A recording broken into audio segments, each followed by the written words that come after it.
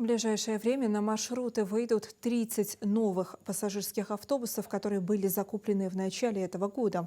Сейчас идет оформление документов. Новые автобусы будут курсировать по загруженным маршрутам, включая пригородный район и отдаленные районы Ингушетии. В последний раз парк общественного транспорта в Ингушетии обновлялся в 2024 году. Тогда республика приобрела сразу 78 автобусов малого класса. При личном участии главы республики и поддержке первого заместителя председателя правительства России Дениса Мантурова удалось для региона получить разовую финансовую помощь из федерального бюджета на приобретение новых, более вместительных автобусов среднего класса.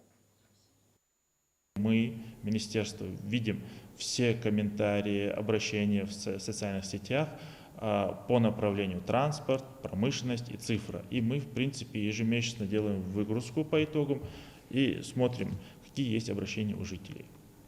В плане пригородного района.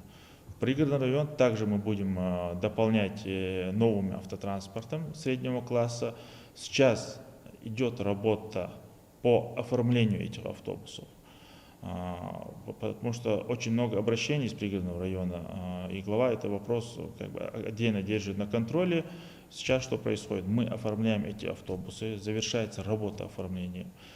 Чтобы жители понимали, это межрегиональное сообщение, и там есть дополнительные требования к выходу автобусов на маршрут. Все в рамках закона оформляем, делаем все разрешительные документы и выводим эти автобусы на маршруты.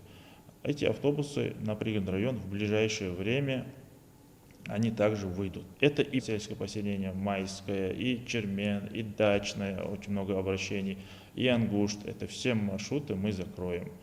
И новым транспортом, и который у нас есть. Также, что мы делаем? Мы сейчас дополнительно выводим новые маршруты. Это и буквально вот позавчера я подписал приказ Магаз-Алиюрт, Магаз-Сурхахи. Также новый маршрут вводится с Магаса через перинатальный центр ДРКБ, и вот по этому дублеру будет уходить Назрань. Также осматриваем маршруты, связывающие Магаз с другими населенными пунктами. На удаленные маршруты по личному поручению главы выведены новые автобусы, которые поступили в среднего класса.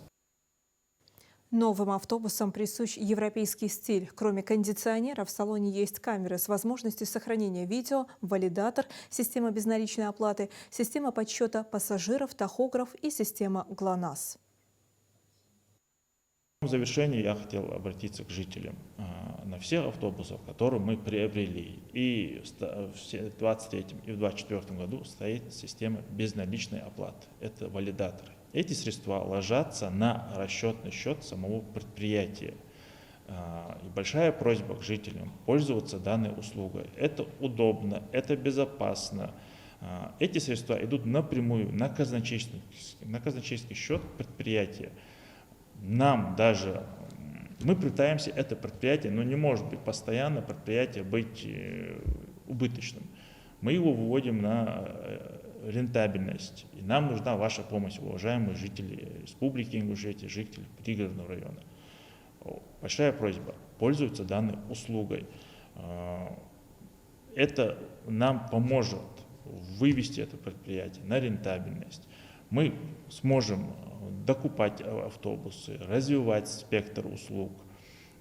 Это нормальная экономическая жизнь любого субъекта экономики. Уважаемые жители, у нас есть в Телеграме свой канал, куда вы можете обращаться.